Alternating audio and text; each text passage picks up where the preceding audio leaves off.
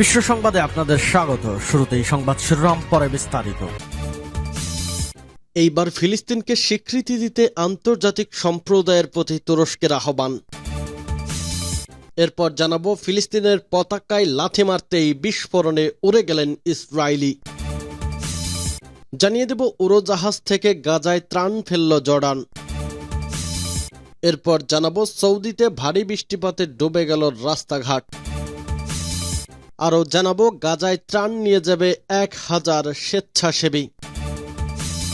ফিলিস্তিনিদের ঐক্যের আহ্বান এরদোগানের। এতক্ষণ শুনছিলেন সংবাদ শিরোনাম, এখন বিস্তারিত। অনুরোধ থাকবে, ভিডিওটিতে একটি লাইক দিন, কমেন্টস করে জানিয়ে দিন আপনি কোন জেলা থেকে বা কোথা থেকে এই সংবাদটি শুনছেন।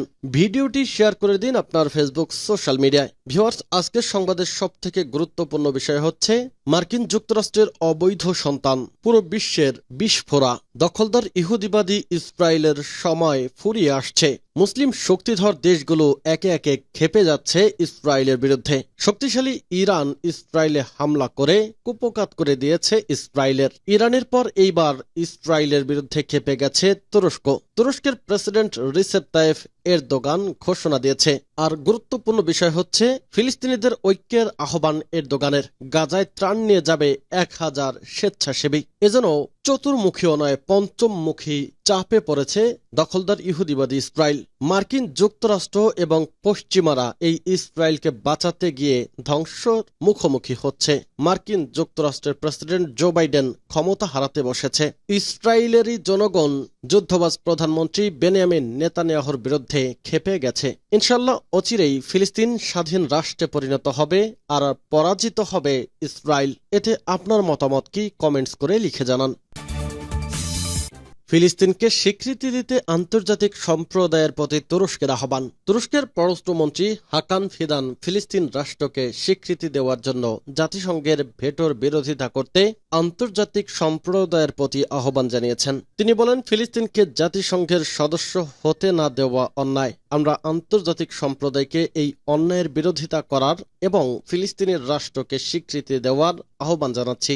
ইস্তাম্বুলে মেরিতানিয়ার পররাষ্ট্রমন্ত্রী মোহাম্মদ সালেহ ওলদ মিরজৌগের সাথে এক যৌথ সংবাদ সম্মেলনে ফিদান এসব কথা বলেন। ফিদান বলেন, মেরিতানিয়ার পররাষ্ট্রমন্ত্রীর সঙ্গে বৈঠকে তারা গাজায় চলমান গণহত্যা নিয়ে আলোচনা করেছেন। তিনি আরও বলেন, দুই দেশ গাজার বিষয়ে সংহতি প্রকাশ করেছে এবং জরুরি যুদ্ধবিরতি এবং মানবিক ত্রাণ নিরবিচ্ছিন্নভাবে সরবরাহের আহ্বান জানিয়েছে। এর আগে শনিবার ইস্তাম্বুলে তুরস্কের প্রেসিডেন্ট এরদোগান ফিলিস্তিনের স্বাধীনতাকামী সংগঠন হামাসের পলিট ব্যুরোর প্রধান ইসমাইল হানিয়ার সঙ্গে দীর্ঘ 2.5 ঘণ্টা বৈঠক করেন। তুর্কি প্রেসিডেন্টের যোগাযোগ অফিস জানায়, বৈঠকে দুই নেতা ফিলিস্তিনের গাজা পরিস্থিতি সম্পর্কিত বেশ কয়েকটি বিষয় নিয়ে আলোচনা করেন। এরদোগানের সঙ্গে আলোচনার জন্য হানিয়া গত শুক্রবার সন্ধ্যায় তুরস্কের ইস্তাম্বুলে পৌঁছান। হানিয়ার সঙ্গে বৈঠকের আগে গত বুধবার এরদোগান বলেছিলেন তিনি ফিলিস্তিনিদের সংগ্রামকে সমর্থন দিয়ে যাবেন। তিনি নিপীড়িত ফিলিস্তিনি জনগণের কণ্ঠস্বর হবেন। ফিলিস্তিনের পতাকায় লাথি মারতেই বিস্ফোরণে উড়ে গেলেন ইসরায়েলি। ফিলিস্তিনের অধিকৃত পশ্চিম তীরের মালাচেই হাসাল্লম চৌকির কাছে ঘটনাটি ঘটেছে। এক প্রতিবেদনে এ খবর জানিয়েছে ইসরায়েলি সংবাদ মাধ্যম হারেজ। উড়োজাহাজ থেকে গাজায় ত্রাণ ফেলল জর্ডান। জর্ডানের সেনাবাহিনী জানিয়েছে তারা মিত্র দেশগুলোর সহযোগিতায় গাজার উত্তরাঞ্চলের বিভিন্ন স্থানে উড়োজাহাজ থেকে ত্রাণ ফেলেছে। আল জাজিরার খবরে বলা হয়েছে, 8টি উড়োজাহাজে এই মানবিক ও ত্রাণ সহায়তা কার্যক্রম পরিচালনা করেছে Jordan. Royal Jordan air force, মার্কিন যুক্তরাষ্ট্র, মিশর, জার্মানি এবং যুক্তরাজ্যের উড়োজাহাজ এতে সহায়তা করেছে। জর্ডান বলছে, গাজার বিরুদ্ধে ইসরায়েল যুদ্ধ শুরু করার পর থেকে তারা গাজায় উড়োজাহাজে মোট 86টি ত্রাণ সহায়তা কার্যক্রম চালিয়েছে। এছাড়া মিত্র দেশগুলোর সহযোগিতায় আরও 203টি এই ধরনের সহায়তা কার্যক্রমে অংশ নিয়েছে। উল্লেখ্য, গত শনিবার ইসরায়েলের উপর 3 শতাধিক ড্রোন ও ক্ষেপণাস্ত্র হামলা চালায় ইরান। এগুলো যেন ইসরায়েল পর্যন্ত না পৌঁছে সেই চেষ্টা করে জর্ডান। ঘটনার বিষয়ে জর্ডান সরকারের এক বিবৃতিতে বলা হয়, আত্মরক্ষার জন্য এই উদ্যোগ নেওয়া হয়েছে। বিবৃতিতে আরও বলা হয়, এগুলো আমাদের জনগণ ও জনবহুল এলাকার জন্য হুমকি স্বরূপ ছিল। কিন্তু কয়েক সপ্তাহ ধরে ইসরায়েলের বিরুদ্ধে প্রতিবাদ করা জর্ডানের নাগরিকেরা সরকারের এমন কর্মকাণ্ডের প্রতিবাদ করে। সৌদিতে ভারী বৃষ্টিপাতে ডুবে গেছে রাস্তাঘাট। সৌদি আরবের বিভিন্ন অঞ্চলে ভারী বৃষ্টিপাত হয়েছে। এতে দেশটির অসংখ্য রাস্তাঘাট বৃষ্টির পানিতে ডুবে গেছে। কিছু কিছু জায়গায় বৃষ্টিতে ভেসে গেছে বেশ কয়েকটি গাড়ি। সৌদির আবহাওয়া দপ্তর জানিয়েছে, আবহাওয়ার চলমান এই পরিস্থিতি আগামী সোমবার পর্যন্ত অব্যাহত থাকবে। এ সময় দেশের বিভিন্ন অঞ্চলে মাঝারি থেকে ভারী ও শিলাবৃষ্টি হবে।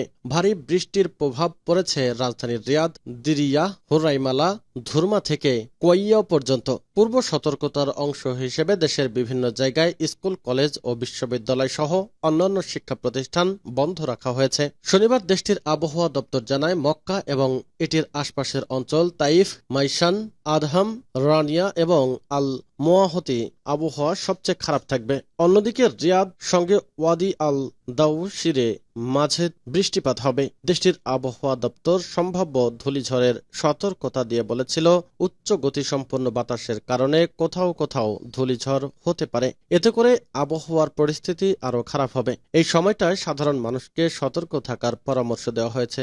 আবহাওয়া দপ্তর তাদের নির্দেশনায় বৃষ্টির সময় উপত্যকা এবং জলাবদ্ধ এলাকা থেকে দূরে থাকার অনুরোধ জানিয়েছে। এদিকে গত সপ্তাহে সংযুক্ত আরব আমিরাতে ভারী বৃষ্টিপাত হয়। এতে দুবাই সহ আমিরাতের বিভিন্ন অঞ্চলে বন্যা দেখা দেয়। বৃষ্টির পানিতে সৃষ্ট বন্যাটি এতটাই ভয়াবহ ছিল যে এই বন্যায় অনেকে গাড়িতে আটকে পড়ে যান। আমিরাতে গাড়িতে আটকে পড়ে কয়েকজনের মৃত্যুও হয়েছে। বাংলাদেশ সহ দক্ষিণ এশিয়ার দেশগুলোতে এখন চলছে তীব্র তাপপ্রবাহ। এতে এই অঞ্চলের সাধারণ মানুষের জীবনযাত্রা অনেকটাই বিপর্যস্ত হয়ে পড়েছে। তখন উল্টো চিত্র দেখা যাচ্ছে পাকিস্তান, আফগানিস্তান ও মধ্যপ্রাচ্যের দেশগুলোতে। সেসব অঞ্চলে ভারী বৃষ্টিপাতের বন্যার সৃষ্টি হয়েছে। ইসরায়েলের হুমকি উপেক্ষা। পশ্চিম তীরে ইসরায়েলি বাহিনীর হামলায় 14 ফিলিস্তিনি নিহত। খান ইউনিসে গণকবরের সন্ধান মিলল 50 জনের লাশ। হামাসের প্রধানের সঙ্গে সাক্ষাৎ। ফিলিস্তিনিদের ঐক্যের আহ্বান এরদোগানের। গাজায় ত্রাণ নিয়ে যাবেন 1000 স্বেচ্ছাসেবী। চিকিৎসক, আইনজীবী এবং শিক্ষাবিদ সহ বিশ্বের বিভিন্ন দেশের প্রায় 1000 স্বেচ্ছাসেবী শীঘ্রই অবরুদ্ধ গাজায় ত্রাণ নিয়ে যাওয়ার জন্য একত্রিত হচ্ছেন। তারা গাজা ফ্রিডম ফ্লোটিলা নামের একটি ত্রাণবাহী জাহাজের বহর নিয়ে ইস্তাম্বুল থেকে গাজার উদ্দেশ্যে রওনা দেবেন। গাজা ফ্রিডম ফ্লোটিলা নিরস্ত্র বেসামরিক লোকদের নিয়ে গঠিত, যারা গাজার ইসরায়েলি অবরোধকে চ্যালেঞ্জ জানাতে এবং আন্তর্জাতিক বিচার আদালতের অনুরোধ অনুযায়ী মানবিক সহায়তা প্রদানের জন্য একটি শান্তিপূর্ণ মিশনে রয়েছে। অবসরপ্রাপ্ত মার্কিন সেনা কর্নেল এবং সাবেক কূটনৈতিক অ্যান রাইট ব্যাখ্যা করেছেন, রাইট 12টি দেশের মানুষের সমন্বয়ে গঠিত ফ্রিডম ফ্লোটিলা কোয়ালিশনের স্টিয়ারিং কমিটিরও একজন সদস্য, যারা গাজার ইসরায়েলি নৌবাহিনী অবৈধ অবরোধকে চ্যালেঞ্জ করেছে। জার্মানি, মালয়েশিয়া, ফিলিস্তিনি, নরওয়ে, আর্জেন্টিনা, স্পেন, কানাডা এবং দক্ষিণ আফ্রিকা সহ বিভিন্ন দেশের কর্মীরা সাংবাদিকদের সাথে গাজায় পৌঁছানোর ইচ্ছা পোষণকারী 4টি জাহাজে বহরে অংশ নেবে বলে জানা গেছে। 2টি জাহাজ অ্যাক্টিভিস্টদের জন্য বরাদ্দ করা হয়েছে। একটি তৃতীয়টি মানবিক সহায়তার বহন করার উদ্দেশ্যে এবং একটি চতুর্থ জাহাজ ইতালি থেকে যোগ দেবে বলে আশা করা হচ্ছে। এর আগে 2010 সালেও 30টিরও বেশি দেশ থেকে 600 জনের বেশি স্বেচ্ছাসেবী একইভাবে ত্রাণবাহী জাহাজ নিয়ে গাজার উদ্দেশ্যে রওনা দিয়েছিল। তবে দখলদার ইসরায়েলি সেনাবাহিনীর সমস্ত নিয়ম উপেক্ষা করে আন্তর্জাতিক জলসীমায় থাকা অবস্থাতেই তুর্কি মাভি মারমারা নামের ওই জাহাজে হামলা চালায়, যার ফলে 10 জন স্বেচ্ছাসেবী নিহত হয়েছিলেন। পশ্চিম তীরে ইসরায়েলি বাহিনীর হামলায় 14 ফিলিস্তিনি নিহত হয়েছে।